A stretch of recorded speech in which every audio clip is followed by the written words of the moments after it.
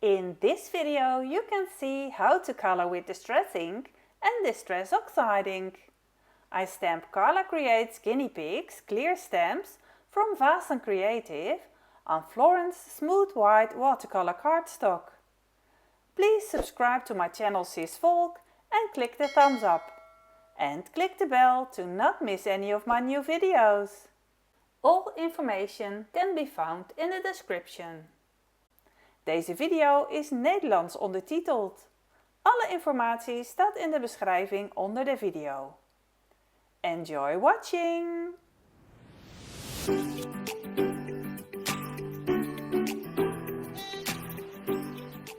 Hello, it's CisVolk. Time to enjoy card making with me. I like to heat emboss my stamped images. Not only for the nice shimmery effect it gives, but also because it is much easier to color within the lines. And especially when you are not familiar with coloring with a water brush on watercolor card, it helps to keep the ink from flowing outside these lines. Clean your stamps immediately and store them on the original package. They keep their stickiness that way and you always know which ones are missing.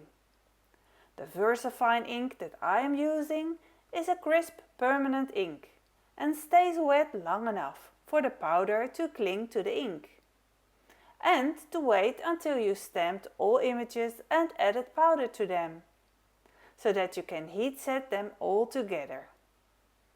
Be sure that all lines are covered in embossing powder.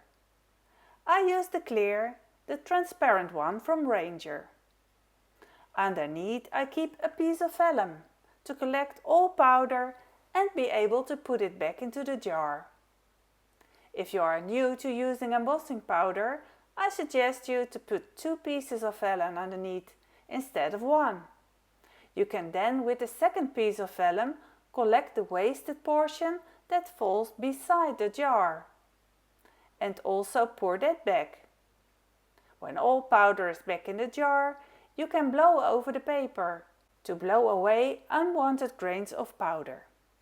You can also tap or shake, but then there's a risk of tapping or shaking too much powder off, so blowing is much safer. When melting the powder, always wait for about 30 seconds until the heat tool is warmed up, before aiming it to the paper. Once heated well enough, you will immediately see the melted result. Check by holding the paper to the light if all embossing powder is melted.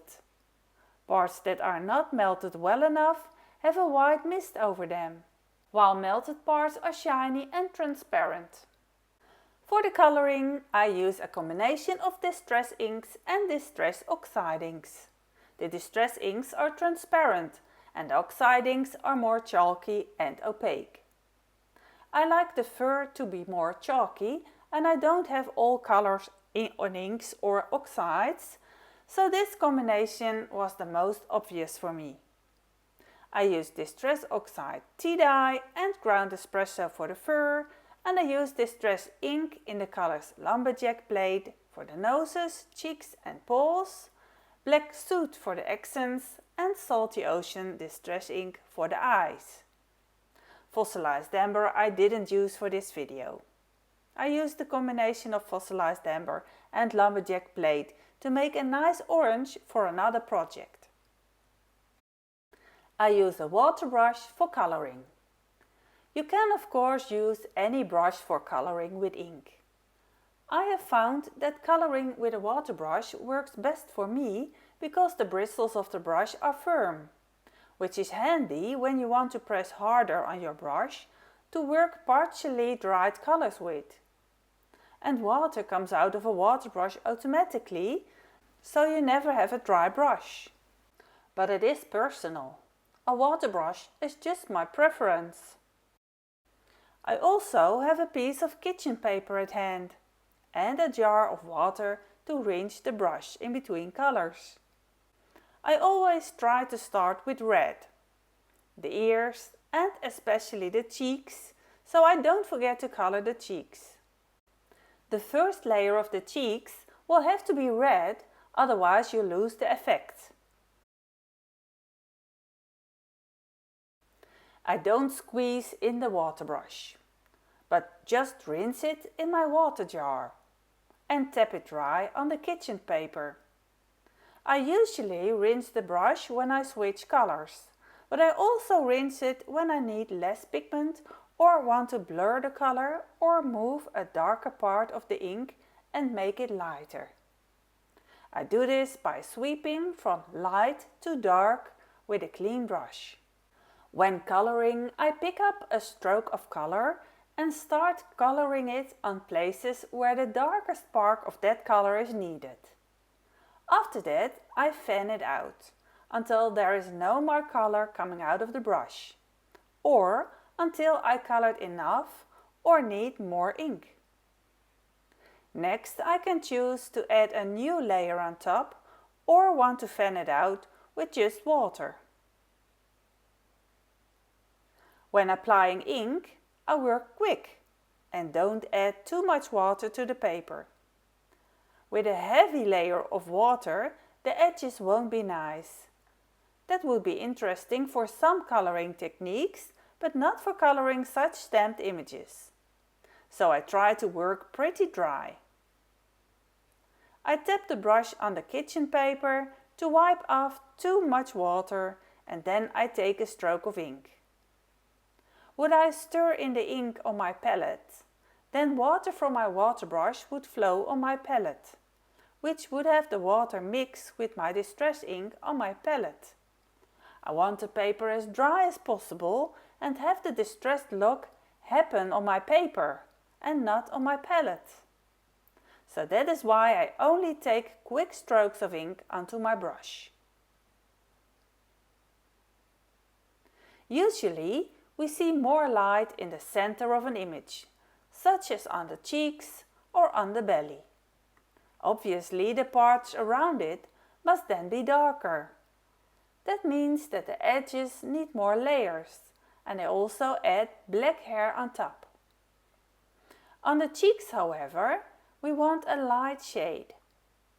One layer of ink in the middle is enough. With a water brush with only water, you can distress and blur the ink and have the ink blend in a darker shade.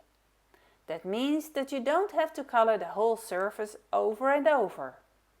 Only color the edges and with a clean brush blend from the middle towards the darker edge.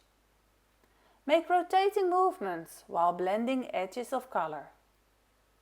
Doing this, you can sometimes remove harsh dried up lines. Coloring the guinea pigs is not as difficult as it seems. Think of it as a round ball with hair. The middle is light, the edges are dark and fluffy. To make it fluffy, I add tiny strokes with my brush and layer them on top of each other. Start a new layer of hair when the previous layer has dried up. Don't be hesitant to apply a thick layer of ink. You will see that it gives the picture much more contrast and the figure a lot more dimension. Don't hesitate to ask questions in the comments. You will have to be logged in into YouTube to be able to write anything though. I hope you can. If you have trouble, you can also reach me on Facebook, Pinterest or Instagram in a private message.